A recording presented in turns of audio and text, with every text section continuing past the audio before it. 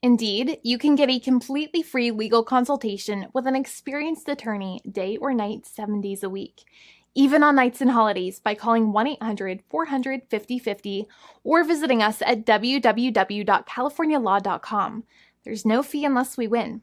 Today, we are going to talk about what you win when you win a lemon law case. The lemon law for defective vehicles can be very sour, but it can also be extremely sweet. Many people have defective cars, and everyone wants to know what you get when you win. Hello, and welcome again to our show. I am Allie. Every day, people are asking a lot of questions regarding the lemon law for defective cars. When their car is a lemon, they want to know how it turns into a tall glass of cold lemonade, or even a nice slice of yummy lemon pie.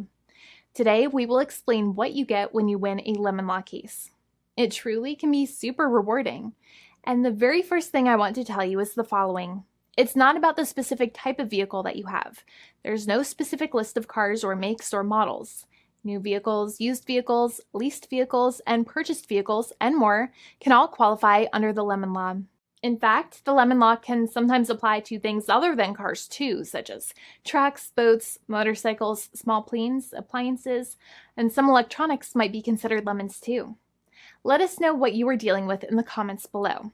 However, the majority of cases that we see actually do have to do with defective cars and automobiles. First of all, I want to break down the basics of how the lemon law works. Basically, you got a vehicle that is defective or has problems, but the dealership cannot repair it within a certain number of times or within a certain number of days. If that's the case, then it might qualify as a lemon based on the state you live in. Pretty much every state of the 50 states of America has a lemon law. Unfortunately, sometimes automobile manufacturers don't focus on the safety of the vehicle and instead focus on the safety of their own cash pocketbooks and net profits. For that reason, if your car is a defective lemon, you should really know about your legal rights. So in the following, I'm going to tell you all about what you can get or win when you win a lemon law case. Some automobile manufacturers make a lot of money and are rich, and a lot of people hate the dealerships for taking their money and giving them a hunk of junk, the runaround, and a bunch of lies. But sadly enough, the lemon law is not designed to make you rich, and it is not intended to make you wealthy. Instead, the law is designed in a way that is supposed to put you in the position that you would have been if the vehicle had not been defective. It is supposed to make you whole.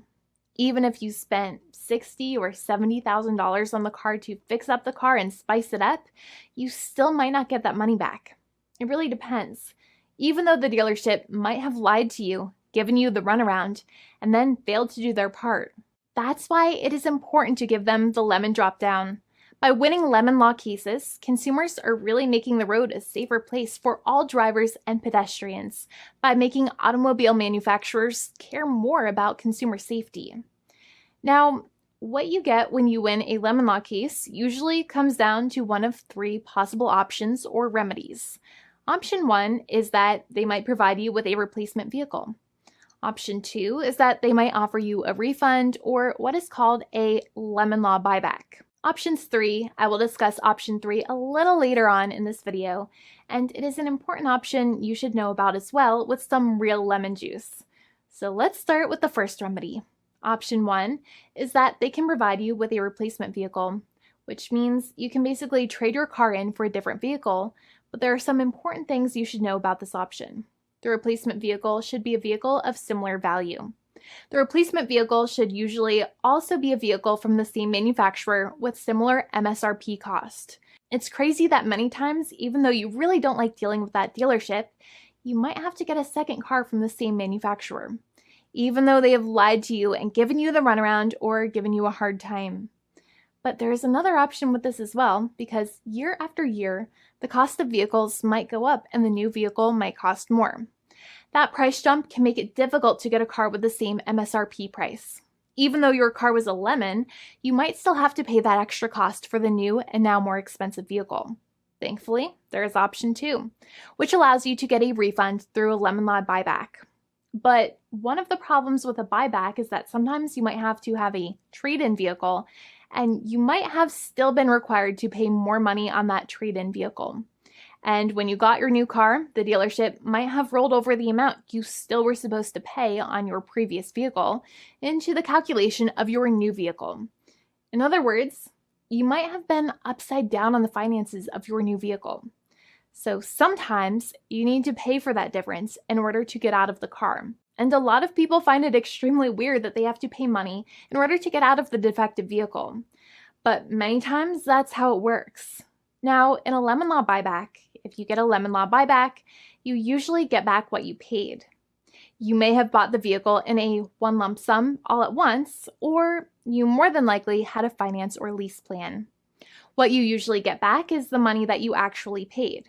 Your hard-earned money that actually left your pocket and went straight into the pockets of the manufacturers. So think about it for a second and try to calculate about how much you paid.